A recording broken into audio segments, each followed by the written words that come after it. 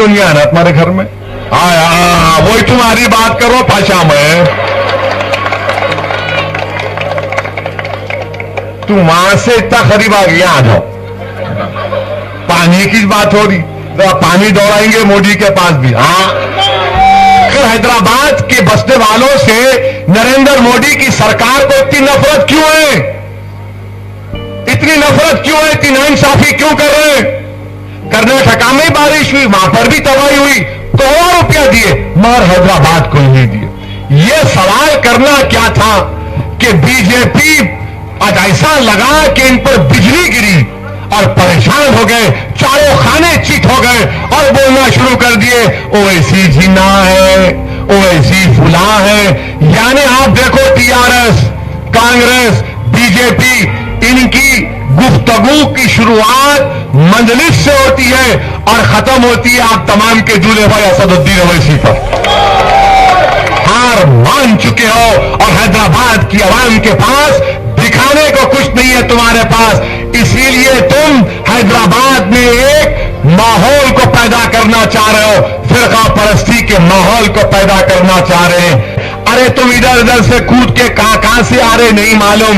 میں ان لوگوں سے صرف اتنا ہی کہوں گا کہ ہم لوگ ٹھیٹ حیدرآبادی زبان میں جب کوئی اس طرح کی گفتگو کرتا ہے تو اس کو بولتے ارے ہولے کیا بیگن کے باتاں کر رہا, خاموش ہو جا.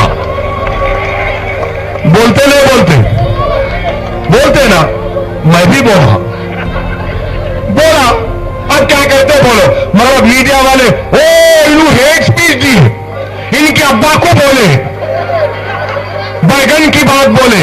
ارے تمہارے کو معلوم نہیں, تم بیگن سمجھ رہے, ہم الگ بات بول رہے ہیں. یعنی آپ بولیں گے تو اچھا, اور آپ کے باپ کا جواب دیے تو کیسا بولے کیسا بولے.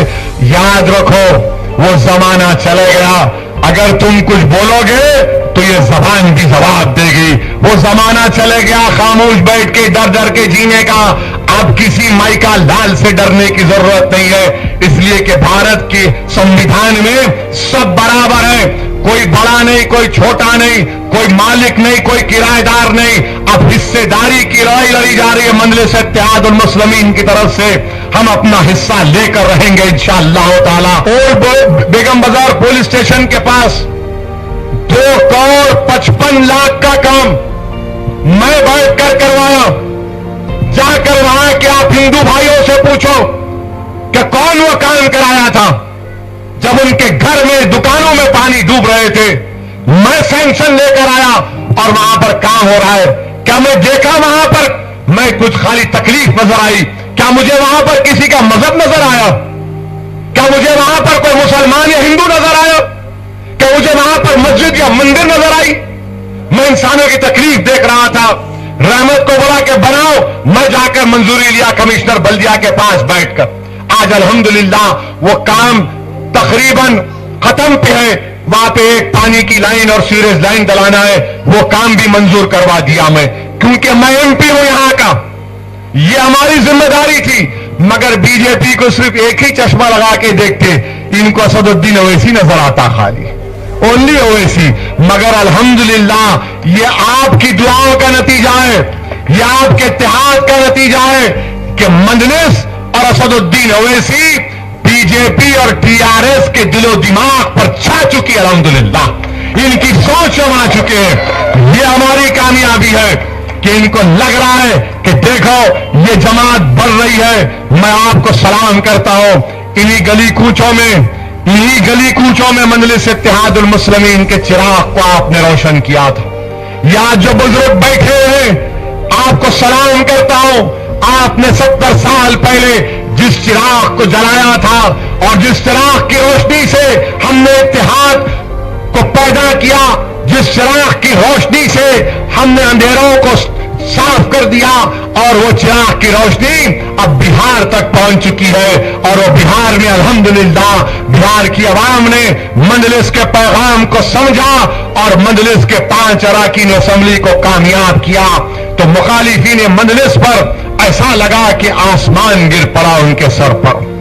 پورے ٹی وی پر کیسا جیتے, 5 جیتے, انہوں ہرا کے جیتے, ان کو ویسا کر کے جیتے, تبصرے لکھے جا رہے ہیں, میگزین میں ذکر خیر آپ کی جماعت کا ہو رہا ہے. میں سلام کرتا ہوں آپ لوگوں کو کہ جس بیج کو آپ نے بویا تھا, آج الحمدللہ ہم کوشش کر رہے ہیں کہ ہمارے بزرگوں کے ان خوابوں کو پورا کیا جائے. وہ خواب کیا تھا کہ بھارت کی جمہوریت کو مضبوط کیا جائے, بھارت کے سنویدھان اور آئین کو سامنے رکھ کر وہ مظلوم عوام جس کو بے زبان کر دیا گیا سیکولرزم کے نام پر, ان کی آواز کو سمجھا جائے, ان کے مسائل کو سمجھا جائے, ان کو عزت دلائی جائے, ان سے انصاف ہو. یہ انصاف کی لڑائی کا سفر جاری رہے گا.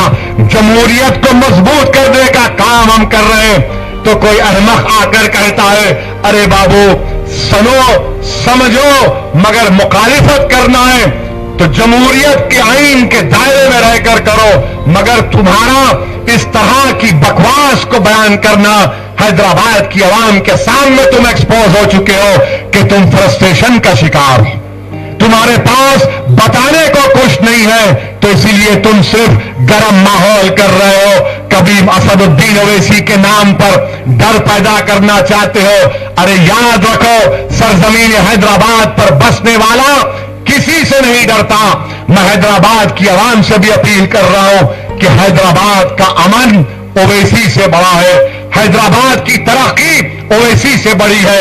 اور میں اس چیز کو سمجھتے ہوئے اپنی طرف سے کوشش کر رہا ہوں. جو فرقہ پرستی کا الزام لگا رہے, بتاؤ یہاں پر ہمارے روی انا, یہاں پر ہمارے کینڈیڈیٹ, اس سے پہلے ڈی موہن تھے, آج ہم نے روی کو اپنا کینڈیڈیٹ بنایا.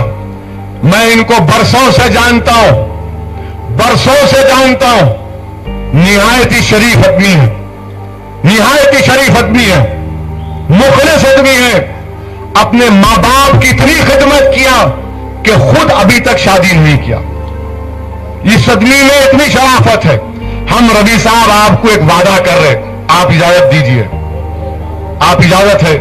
دیکھو سوچ لو روی صاحب, انشاءاللہ تعالی ہم آپ کو 4 تاریخ کو دولہا بنائیں گے. انشاءاللہ تعالی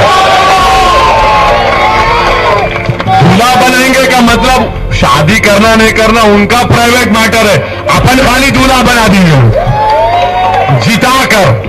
آپ کے ووٹ سے انشاءاللہ تعالی روی کو دولہا بنا دیں گے اور کامیاب کریں گے. روی کی یہاں سے کامیابی یہ سیکولرزم کی کامیابی ہوگی.